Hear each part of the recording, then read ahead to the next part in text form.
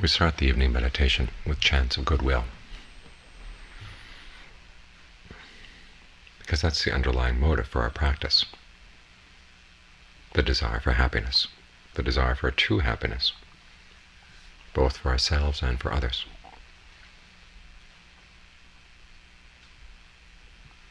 We're looking for happiness where our true happiness and the happiness of other people is in concert, it's in harmony. Because all too often out in the world, one person's happiness means somebody else's misery. When the Buddha taught causality, he started with this issue of feeding. We feed off of one another, physically, emotionally, and it can be a real burden.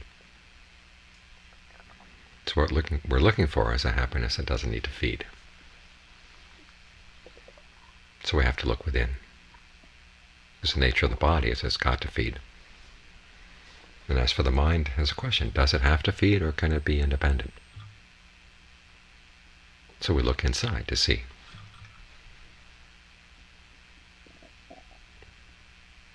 We start out with something really basic. You focus on the breath. Notice when the breath is coming in, notice when it's coming out. Think about the breath, keep the breath in mind. That's mindfulness. And then be alert to how the breath feels. Notice when it's comfortable, notice when it's not. When it's not comfortable, you can change. This is a very immediate, visceral way of showing goodwill for yourself. Find that you can develop a sense of ease in the body simply by the way you breathe. It doesn't cost any money and doesn't take anything away from anyone else. The body's breathing anyhow, so watch it. Learn to be a connoisseur of your breathing. When you find you can develop a sense of well-being inside just by the way you breathe, it takes a lot of weight off of your other relationships. When you're feeding on this person or feeding on that thing for your happiness, and that's all you've got, you're going to get pretty desperate about it. You clutch at these things and you don't want them to change. Or if they're going to change, you want them to change in the way you've decided they should change. But they often don't. But when you have an alternative source of happiness, sense of well-being, just feeling comfortable in your own skin by the way you breathe, then as you relate to other things, it's with a lot less desperation, a lot less clinging. And that takes a big burden off of other people right there. Sometimes we're accused as meditators of being selfish, of only looking out for our own good. But the fact that you can find a source of happiness inside means you're going to be a lot less burdensome to other people, and that's a gift right there.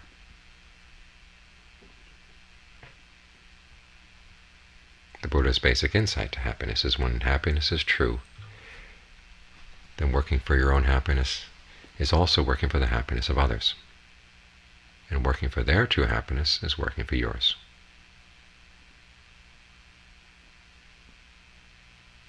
The image he gives of two acrobats, one standing on the shoulders of the other. Each of them has to look out after his or her own sense of balance. As you maintain your balance, you help other people. You don't throw them off balance. So as you sit here meditating, keep this in mind, that this is a gift to yourself, it's a gift to other people. It's exploring that realm of happiness that doesn't have any disadvantages. Ajahn Mun used to say that the happiness that doesn't have any disadvantages, that's the true happiness. The happiness that doesn't impose anything on anyone else, doesn't harm anybody else. As you explore this happiness and learn to depend on it more and more, it's an act of compassion.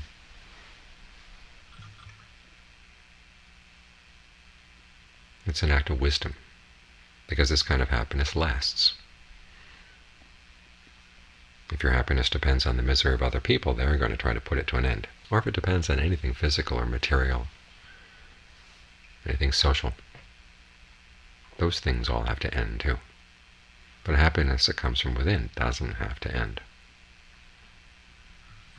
And that, he says, searching for that kind of happiness That's an act of wisdom.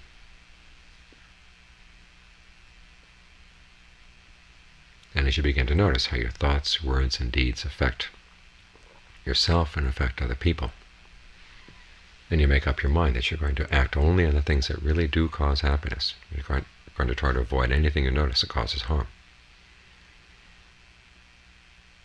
That, he says, is how you develop purity in your thoughts and your words and your deeds. So all the qualities of a Buddha come from here. They come from this quest for happiness, quest for true happiness, wisdom, compassion, purity. This, the Buddha said, is a noble search. For most of us, the quest for happiness is anything but noble. Grabbing at something, grabbing at this, grabbing at that, snatching away from other people. That's the way most people search for happiness.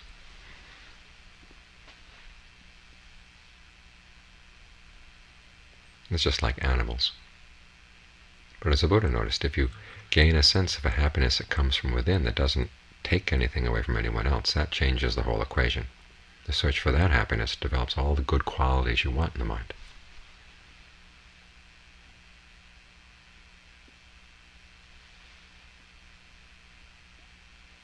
This is why he called it the path to the happiness, is a noble path. Because the happiness itself is noble. The search for that happiness is a noble search.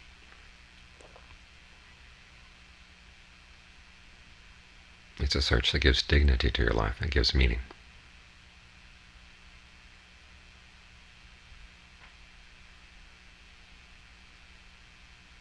So this is why meditation is the culmination of two other practices, the practice of generosity, the practice of virtue.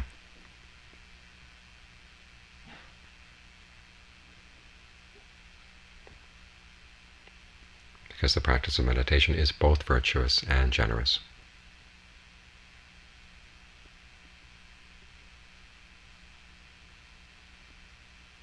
So meditate with confidence. As you notice the mind slipping off the breath, you bring it back. Have a sense that what you're doing is something very important, something very noble.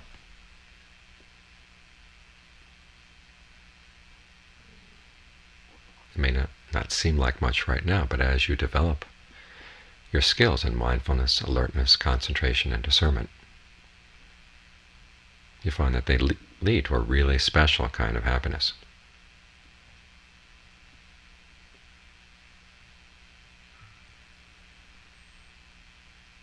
This is why we bow down to the Buddha, because he teaches us of this potential.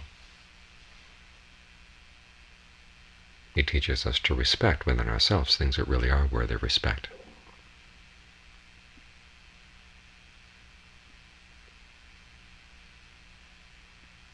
And as we develop them, we can see that they genuinely are noble.